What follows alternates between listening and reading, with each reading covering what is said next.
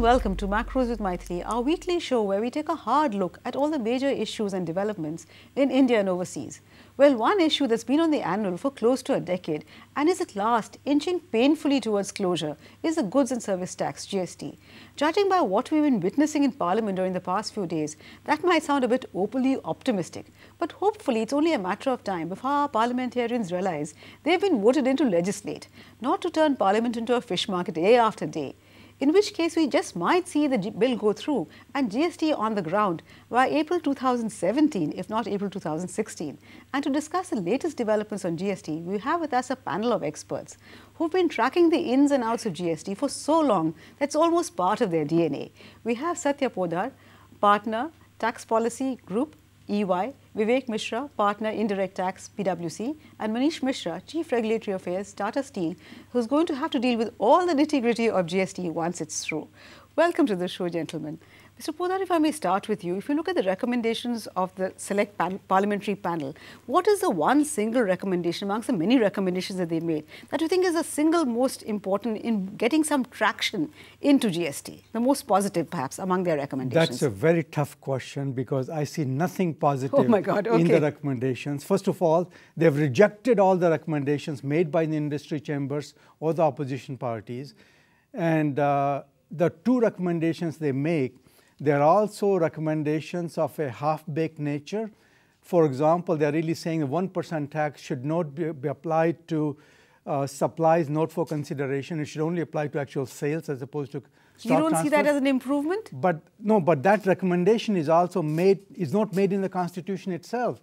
They're really saying consideration should be given to that change in actually implementing it.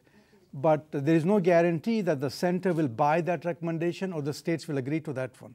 So the only thing positive I can think of in the whole committee's recommendations is perhaps a support for the GST without really defining whether the GST they are supporting is worth the candle or not. Okay. Vivek, I thought that I'd ask you what is the single most negative thing because Mr. Poddar will tell me what the positive thing is. But he says he sees nothing positive at all. Surely you're not so, your outlook is not so bleak because that is the basis of forward movement on the GST bill, at least so we thought.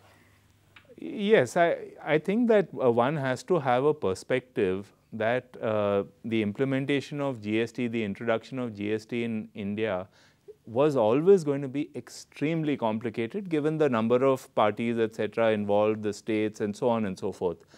So one can look at any recommendation and many of these are very difficult to comply with, create complications for industry, etc. But if one has a perspective that this is the only way it can move forward and things can be smoothed out, etc., over a period of time, and I'm not saying that 3 months after it's introduced, it will all be hunky-dory, then one sees positives in any progress. I don't think it's at all feasible to have a reasonably smooth or reasonably streamlined, seamless type of GST being implemented. Because we saw it with VAT also. All these complications arose in the case of VAT, and I think it has been implemented and is moving fairly smoothly, I would say. Or you wouldn't agree? No, but that's exactly the point. The VAT is the greatest disaster. Okay. It got unfolded. It was rolled out in a reasonably clean manner. Okay. But over the past 4 or 5 years, it has degenerated back to the old historical system. Okay, so states like Punjab have abolished VAT completely. They've gone back to the first point tax on sales. Okay. And many other states are not giving the input tax credits. So it's resulting in huge amount of cascading. The harmonization is gone because some states are taxing some items at high rate, some are taxing a low rate, some are not taxing them at all. Okay, so let me turn to Manish. Manish, since both Mr. Poddar as well as Vivek don't see, too much really good happening on the GST front that's positive, what would you like modified, if at all, in the select panel recommendations? Or should I say unhappy about it, as both of them are? I think to see things in perspective, GST is a major reform that industry has been looking at and expecting a progressive tax reform that we all would see. Besides the point which Mr. Poddar talked about 1% additional levy on a supply chain, because if you take a steel industry perspective, you source raw materials from different places, manufacture in different states, then distribute depending upon the consumers or the customers wherever they are. So, the supply chain was never designed keeping the mind that there would be some issues related to this interstate movement. While we look at the recommendations of the panel, select panel on this issue, I think going forward we assume there would be more clarity on this subject, more stakeholder engagement, so that we have a smooth transition and all these issues get addressed. Specifically, if you think from a steel industry perspective, you assume about a ballpark number of $1 billion investment for 1 million ton of capacity. Now, India plans to add additional 100 million tons of capacity over say next 10 to 12 years. Now, there are elements like 15 to 20% of your investment goes into making into steel and cement for setting up a new plant, which will see all the plants and machineries and fixtures which are attached to the land. And to our understanding, that is not within the purview of the GST. Now, that's a substantial amount of number which we are talking about.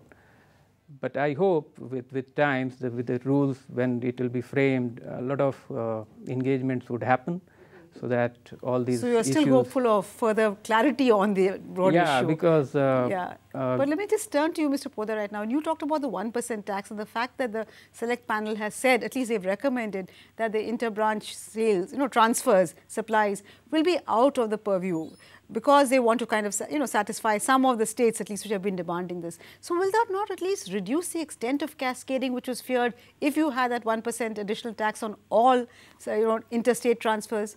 So is that not an improvement? I think what's going to happen is that committee's recommendation is that you apply the 1% tax only on sales and not on the stock transfers and branch transfers. The key difficulty with that recommendation is that even though it will provide relief from the application of 1% tax, assuming that the governments accept it, is that in order to benefit from the non-application of tax on stock transfers, they still have to have the warehouses interstate. And those warehouses do require substantial amount of cost. I'm told that typically to warehouse the goods to avoid the 1% tax, it costs 0.8% minimum and possibly 1.5% of the cost of the goods which are warehoused. So you save the 1% tax by stock transferring, but you still have to incur the 0.8% tax in warehousing costs. So you're really replacing an explicit tax cost of 1% to an implicit cost of logistics. But to the extent that you have one national market, you are saving something also, aren't you? The whole process of GST is meant to kind of enable you to cut down your cost of business, isn't it? No, but in the case of logistics, if you want to have a common market, you should not be required to set up the warehouse in each state just to avoid the 1% tax. Okay, so it introduces fresh distortions is what you're saying. Exactly. Okay, but I'm afraid on that note we have to slip into a very short break, but please to stay with us. We'll be back very soon with the nitty-gritty of the GST. Welcome back. You're watching Macros with Mythili, and we're discussing the GST in the light of the latest developments, in the light of the select panel's recommendations. Vivek, before the break, Mr. Poddar was saying that actually that 1% additional levy is actually a major minus. But if you look at the entire GST, when you're talking about, the movement that the centre has agreed to compensate all the states 100% for 5 years, and they're going to put this in the constitutional amendment. So to that extent, states' feelings should be assuaged. But at the same time, since it's, a destination-based tax, will there not be an inbuilt bias in favor of the consuming states, and will the manufacturing states be happy to go along with that? Well, I think the manufacturing states are not happy. I don't think there's any two thoughts about that. But I think there is an economic logic in this, which is that a producing state gets the jobs, gets the economic development, etc., and gets secondary taxes. The employees consume things, houses are built for them, etc. So they get secondary taxes, and on the goods which are produced or the services that are produced, it is a consuming state that gets the taxes but doesn't get the jobs, etc. So it's not so simple.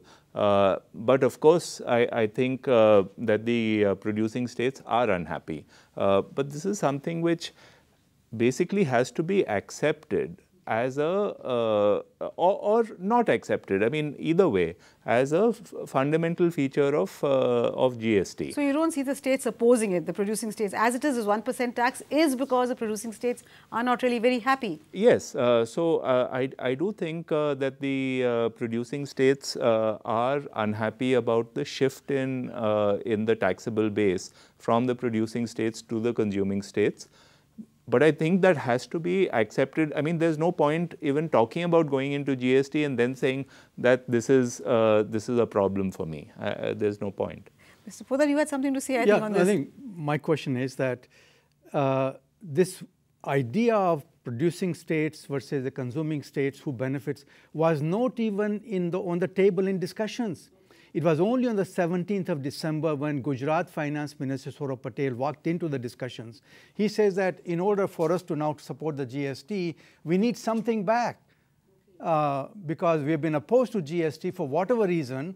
Now, how do we get out of this impasse unless you give us something? And they put on the table the 1% tax. But isn't that part of the fact that even though we talk about cooperative federalism, the fact is that states are competing. So it is competitive federalism. So each state does want to know, why should I give up a tax base? Why should I give up tax revenue? They're not giving up anything. They're not giving up anything. All they're trying to give up is a stupid, unworkable tax by something more rational. They are getting the power to tax services. That is true. Now, services is the biggest growing sector in any country in the world today, including India. Sure. And they are completely discarding the fact that they are getting the power to levy the tax on services. If the current tax VAT does not work, it's because the dividing line between goods and services is not workable anymore. Absolutely. All the goods and services come as a composite bundle, and the GST is really saying, let's stop dividing the tax base into you can tax goods, I can tax services, you can tax at the manufacturer level, I can tax at the consumer level. Idea is that today in this modern economy, anywhere in the world, goods and services should be taxable in a seamless manner without any compartments being created. Manish, from a corporate perspective, does the GST hugely improve the competitiveness of Indian corporates? Because after all, I believe the CBEC says that if you look at the countervailing duty and the duty structure today, the tax structure today, Indian corporates don't get the full benefit of countervailing. So GST surely should improve our competitiveness. How does the steel industry in particular look at it?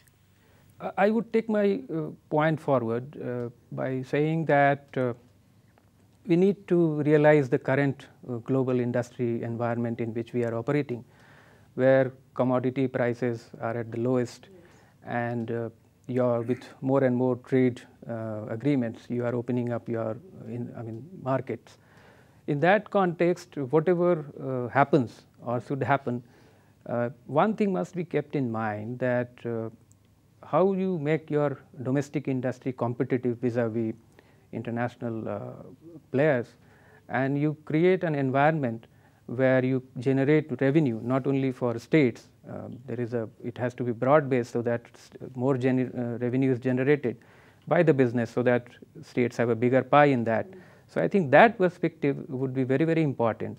And from a steel industry perspective, the inclusion of some of the exclusions which we see now, and some of the other components like electricity duty, etc., must be seen in that perspective, that how do you use this opportunity to create a level playing field and creating more competitiveness within the domestic In fact, industry. it spoke of exemptions. Real estate has been left out. So will that hit an industry like steel, or is the fact that construction is included, will that make up for the omission of real estate?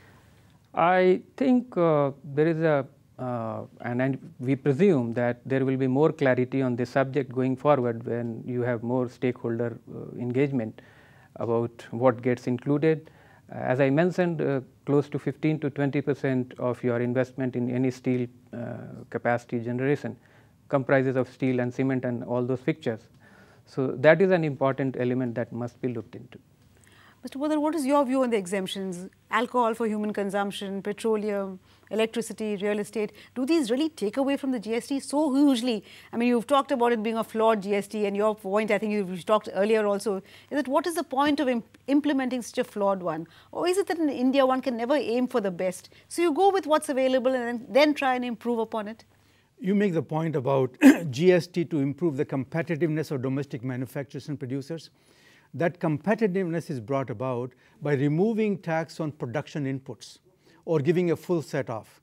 Now, moment you exclude any sector from the scope of the GST, you block the set-offs.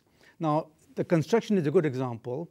Even though construction is taxable and it will come with tax paid, whether cement or steel or the construction services, the customers who buy the construction services or construction inputs will not be allowed to claim any set-off.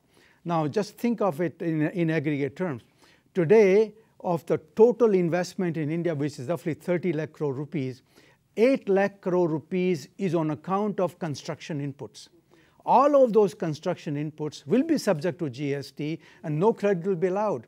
If no credit is allowed, there's no reduction in the cost of production to the manufacturers in India.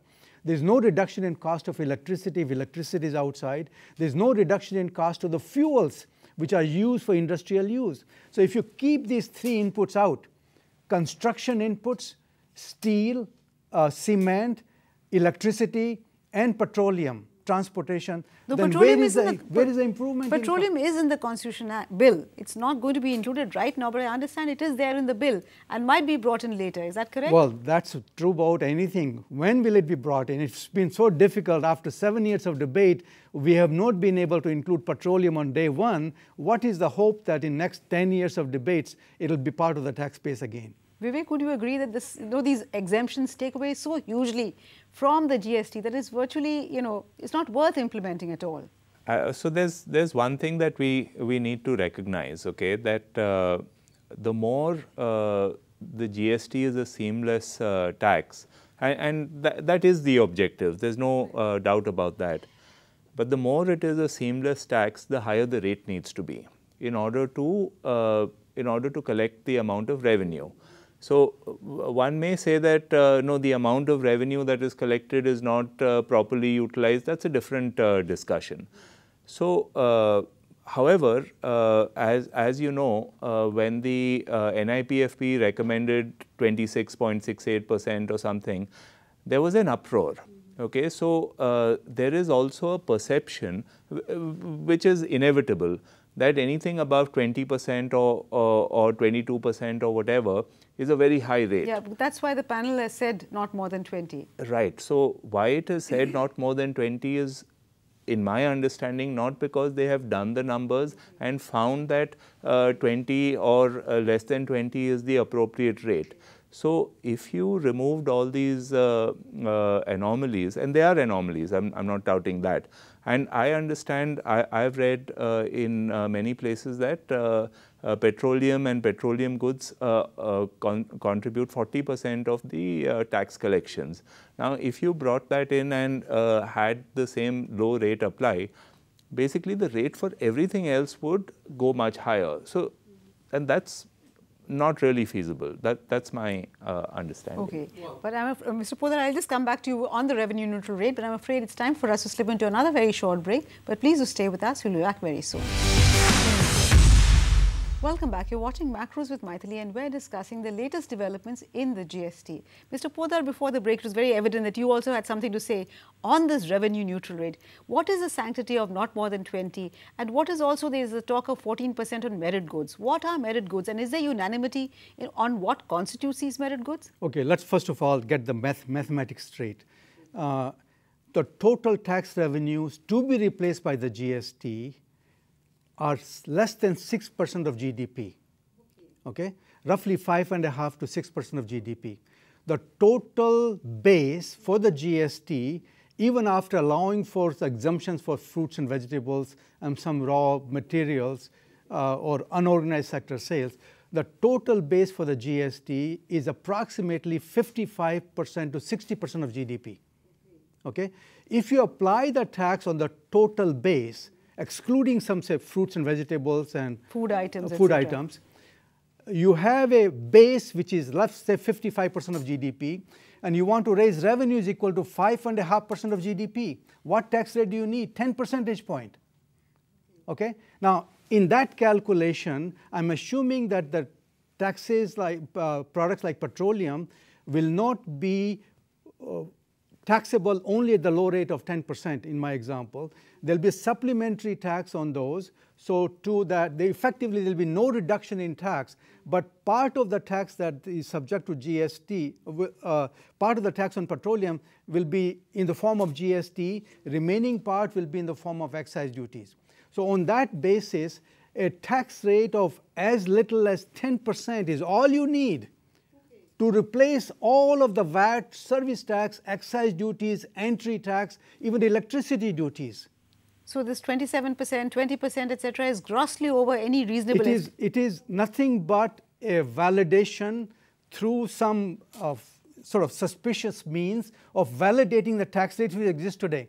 Because 27% is nothing more than 13 to 14% state VAT rate and 13% or in that range the central excise rate and the service tax rate. And all that has been done is that the states are saying that we will not reduce our VAT rate, period, regardless of how much base expansion we do. So if they are saying if you are going to impose your tax at 13.5%, center will not impose the tax at any lower rate. So you get stuck with a 27% tax rate. So 27% tax rate is not a mathematical, scientific number. So there is no logic whatsoever. Let me ask Manish. Manish, as far as corporate India is concerned, what is the rate that they are looking at? What have you been factoring in? After all, we've been hearing of GST, and you must have been doing your internal calculations. What is the kind of GST RNR rate that you would be comfortable with? I would leave that to experts like Satya and others. You are the one others. who has to pay it. You are the one who has to deal with the nitty-gritty. So what would you be happy with? More than the rate, the issue is, and if we look at the statements of objectives, is that the tax reform has to be broad-based, so that you include more and more activities under it and create a competitive environment so that people are willing to come and invest, generate revenue and plow back in the businesses they are in. So from that perspective, if you look at the numbers which are outside India, say take for example Canada and New Zealand and other places, that will give you a reference point. However, there are various numbers which we keep on hearing, and I think with time there will be more clarity on this subject as to what exactly should be the number that can be the starting point and that can be worked upon later on. Mr. Poddar, as far as the GST Council is concerned, I think there have been a lot of unhappiness from the states that the centre really effectively has a veto power because you have 33% voting share and everything has to go through with 75% majority. So do you think this really goes against the spirit of cooperative federalism? The centre wants to continue to call the shots? Well, history of the past 7 years says that it is in fact the states who have the veto because they have blocked every possible reform agenda on the GST front. Even though the center has a very dominant voice, they haven't allowed center any room to go forward with a flawless GST. And in the GST Council, even though center has 1/3 of the votes, which could be seen as giving it a veto, but they still need the support of 2/3 of the votes from the states, or at least half of the states have to come along. And the history suggests that the states will have a very dominant voice. And I don't think any government can move forward. So your sympathies are not with the states. But Vivek, I can turn to you and ask you, place of supply rules, that's another very contentious issue right now. Will the GST Council be able to come up with something that keeps everybody happy?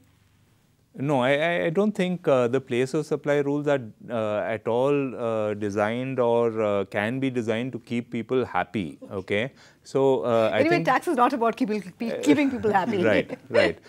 I think the place of supply rules, the objective is clarity and simplicity. I think that objective is easily achievable on the goods side. On the services side, it's extremely difficult. And the current draft of the place of supply rules, I think it has to undergo many revisions. What I have been saying are generations of revisions. So I don't think there's any point in discussing specifics, but they're not intended to make people happy or unhappy. They're intended to provide clarity so that industry is not caught up in litigation, uncertainty, ambiguity, etc. That I think is the objective. So we're really running out of time, Manish, but as a sole corporate over here, let me give you the last word. How ready is Government of India, state governments and corporates to really kind of go through with GST, even assuming that the bill is passed? How ready is it? And can we look at April 2016 as a realistic deadline, or will it have to necessarily be April 2017? so far as preparedness is concerned, different industry and different sectors. Talking the steel industry, as far as company like yours, Tata Steel is concerned, are you ready? All your software in terms of, interface with the GST and etc.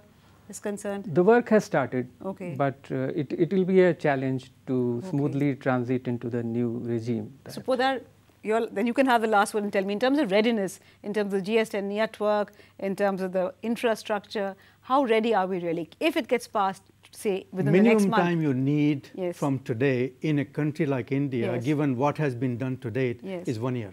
Oh my God. So that means clearly and the government April has not even started they have not even given the contract for designing its IT infrastructure. So it's not a question of readiness. And the IT company will require minimum 6 months to launch it, and the industry in turn will require minimum 6 months to launch it. Okay, so as far as GST is concerned, it's almost as if it's 1 step forwards and 2 steps backwards. There's a long, long way to go. And what is clear from the discussion today is that April 2016 looks really like wishful thinking. Perhaps April 2017 is more realistic. But with that, we come to the end of this program. Thank you so much, Vivek, Mr. Poddar, as well as Manish, for joining me in this discussion.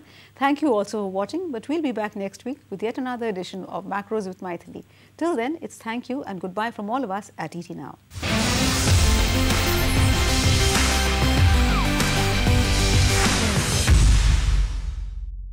Find us on Facebook at facebook.com/etnow and don't forget to click the like button. You can also follow us on Twitter at etnowlive. To stay updated with all our programming, hit the subscribe button on our YouTube channel by logging on to youtube.com/user/etnow.